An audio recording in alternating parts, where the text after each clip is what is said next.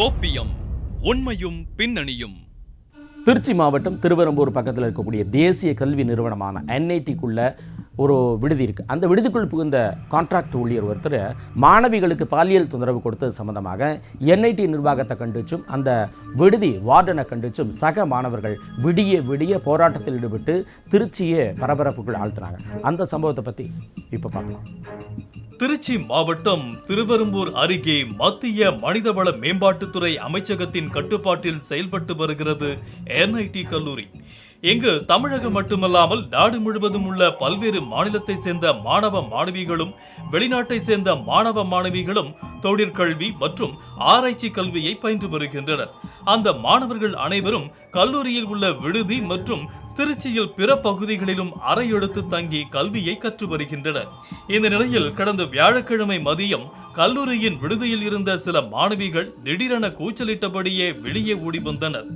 இதனால் பதறிப்போன சக மாணவ மாணவிகள் அவர்களிடம் விசாரித்ததில் விடுதியில் தண்ணீர் குழாய் சரி செய்வதற்காக வந்த ஒப்பந்த ஊழியர் ஒருவர் விடுதியில் தனியாக இருந்த மாணவியை கண்டவுடன் தனது ஆடைகளை கலைத்துவிட்டு மாணவியின் முன்பாகவே ஆபாச செய்களில் ஈடுபட்டு இருக்கிறார்.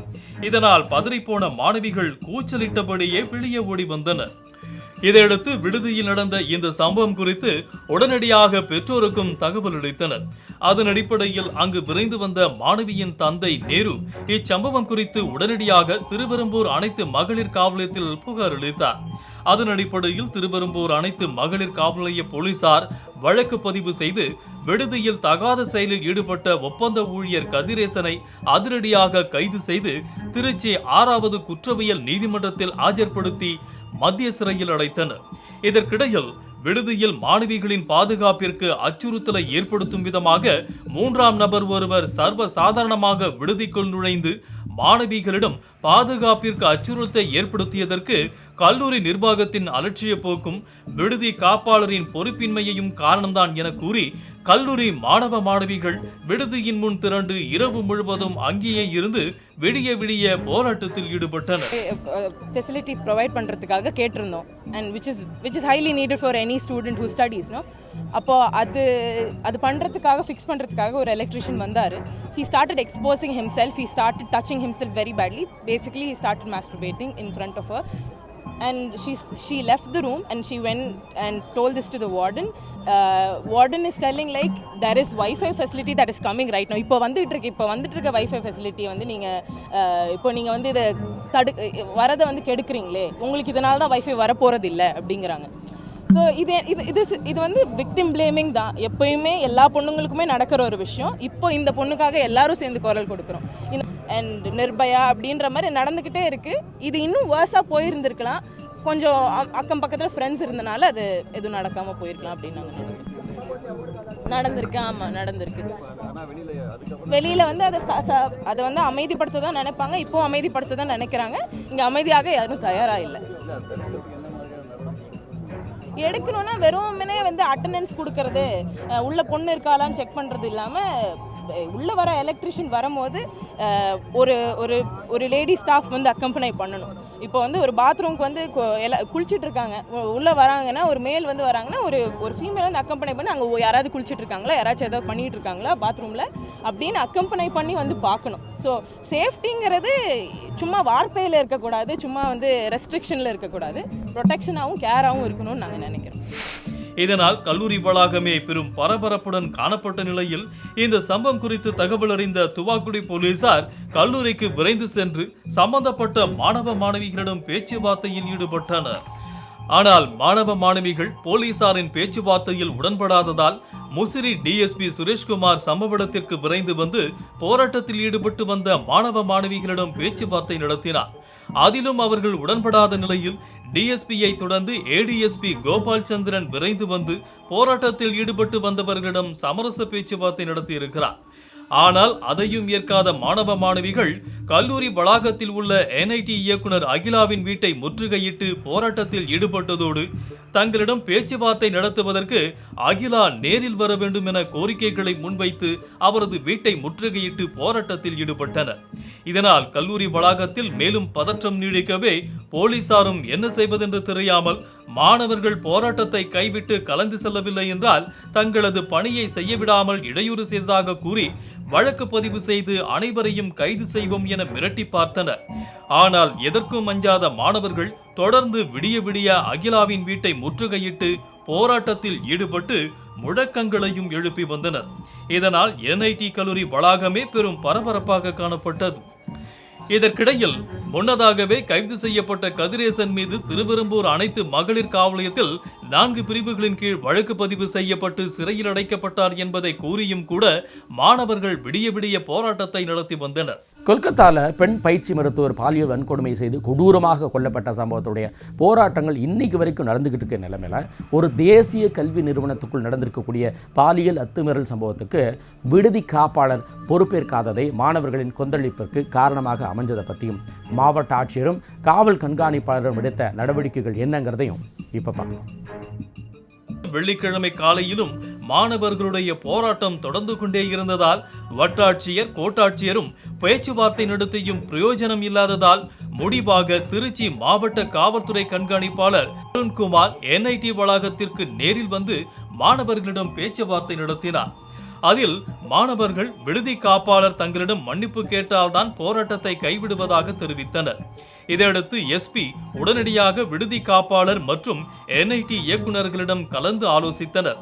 பின்னர் அங்கு வந்த விடுதி காப்பாளர் தேவி மாணவர்கள் முன்னிலையில் கல்லூரி விடுதியில் ஏற்பட்ட பாதுகாப்பு குறைபாடுகளுக்கு பகிரங்கமாக மன்னிப்பு கேட்டார். இதைத் தொடர்ந்து மாணவர்கள் SP அருண்குமாருக்கு நன்றியை தெரிவித்து அங்கிருந்து கலைந்து சென்றனர். 2021 July onwards, I was the warden and also the assistant dean for Opal.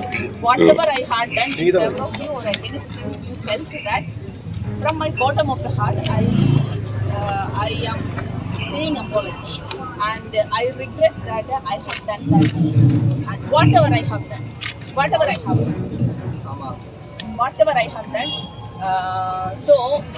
we thought that we are supporting them. Regarding the apology, as ma'am already did, so whatever we are protesting till now, it's sorted out, and we thank you for coming over here and for all your support from yesterday night. Thank you so much.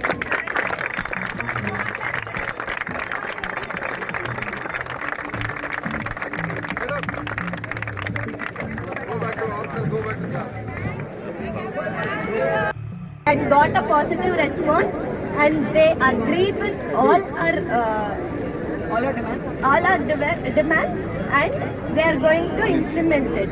They said it in front of camera, and we got a positive response.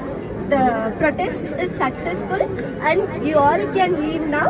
Thank you for coming and supporting us. Thank you to SP sir for supporting us in the right. Thank you sir. Oh, you guys have to go back. If you go only, I can go back to my work. Go back. இதையடுத்து அங்கு நடந்த சம்பவங்கள் குறித்து விசாரணை நடத்திய போலீசார் இது குறித்து புகார்கள் எதுவும் வந்தால் உடனடியாக நடவடிக்கை எடுக்கப்படும் எனவும் மாணவிகளின் கோரிக்கைகள் NIT நிர்வாகத்திடம் தெரிவிக்கப்பட்டிருப்பதால் இனி வெளியில் இருந்து பணியாளர்கள் வந்தால் விடுதி காப்பாளர் உடன் இருக்க வேண்டும் என்பதோடு கண்காணிப்பு கேமராக்கள் முறையாக செயல்பட வேண்டும் உள்ளிட்டவைகளை வலியுறுத்தினர்.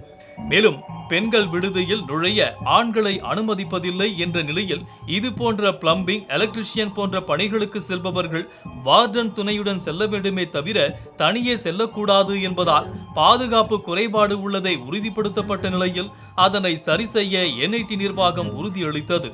இந்நிலையில் NIT மாணவிகள் விடுதிகளுக்குள்ள 3 காப்பாளர்களில் ஒருவரான முனைவர் பேபி மாணவர்கள் முன்னிலையில் மன்னிப்பு கேட்டதை தொடர்ந்து விடுதி காப்பாளர் பொறுப்பிலிருந்து மட்டும் ராஜினாமா செய்தார்.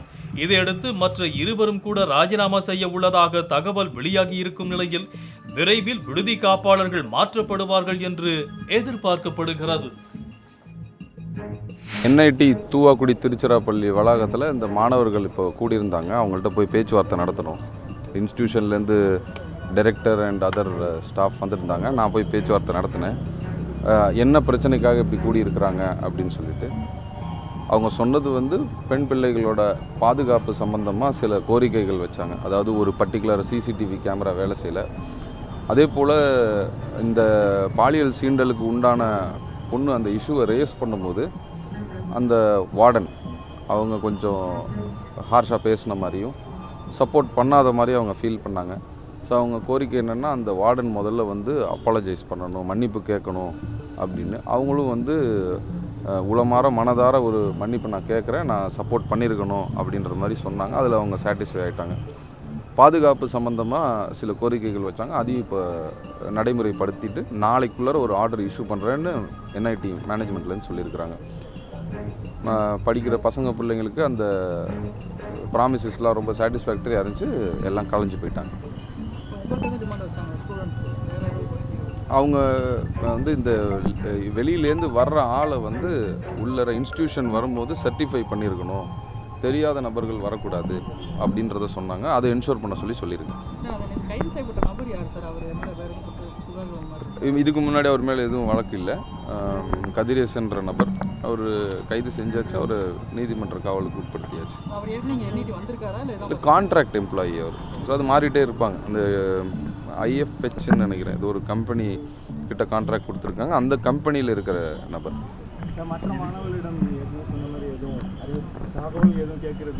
ஸோ அவங்களோட கோரிக்கையில் ஒரு கோரிக்கை வந்து இப்போ நாங்கள் இந்த போராட்டம் பண்ணோம், இது சம்மந்தமாக எங்களை எதுவும் தொடர் நடவடிக்கை இருக்கக்கூடாது, நாங்கள் வந்து இன்ஸ்டியூஷனுக்கு எதிராக பண்ணிட்டோன்னு அதை நான் அப்போவே என்ஷூர் பண்ணிட்டேன். கூடுதலாக இனி வரும் காலங்களில் காவல்துறை எப்படி அணுகிறதுன்னு சொன்னாங்க. அப்புறம் அந்த ஹெல்ப்லைன் நம்பர் கொடுத்துருக்குறோம், அதை போஸ்டராகவும் ஒட்டுறேன்னு சொல்லியிருக்கேன். என்னுடைய வாட்ஸ்அப் நம்பரை போஸ்டராகவும் ஒட்டுறேன்னு சொல்லியிருக்கேன். யாருக்காவது ஏதாவது பிரச்சனை இருந்துச்சுன்னா உடனே தொடர்பு கொள்ளுங்கன்னு சொல்லியிருக்கேன்.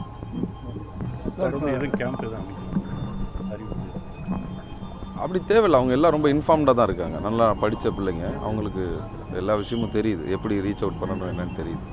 திருச்சியில் ஏற்பட்ட இந்த பரபரப்பை பார்த்த பலரும் கல்வி நிறுவனத்தில் மறுபடியும் ஒரு பாலியல் திமிரலாம் அப்படின்னு பலரும் அதிர்ச்சிக்குள்ளானாங்க. அதே நேரத்தில் மாணவர்களின் இந்த போராட்டமும் மாவட்டத்தின் முக்கிய நபர்களெல்லாம் உள்ள வர வச்சு. பொதுவாகவே இது போன்ற பெண்கள் விடுதியில் நுழைய ஆண்கள் அனுமதிக்கப்படுறதில்லை. இந்த மாதிரியான சூழ்நிலையில் பராமரிப்பு பணிகள் அப்படிங்கக்கூடிய பணிகள் வார்டனுடைய கண்காணிப்புக்கு கீழே தான் நடக்கணும் அப்படிங்கிறதை அறிந்தும் கூட கவனிக்காமல் இருந்த நிர்வாகத்தின் அலட்சியத்தால் நடந்திருக்கக்கூடிய இந்த சம்பவத்துக்கு பின்னாடியாவது கல்வி நிறுவனங்கள் மாணவர்களின் பாதுகாப்பை உறுதிப்படுத்தணும் அப்படின்றது தான் பலருடைய கருத்தார். மீண்டும் அடுத்த கூப்பியும் நிகழ்ச்சியில் உங்களெல்லாம் சந்திக்கிறேன். அதுவரை உங்களிடமிருந்து விடை பெறுபவர் சிவகுமார்.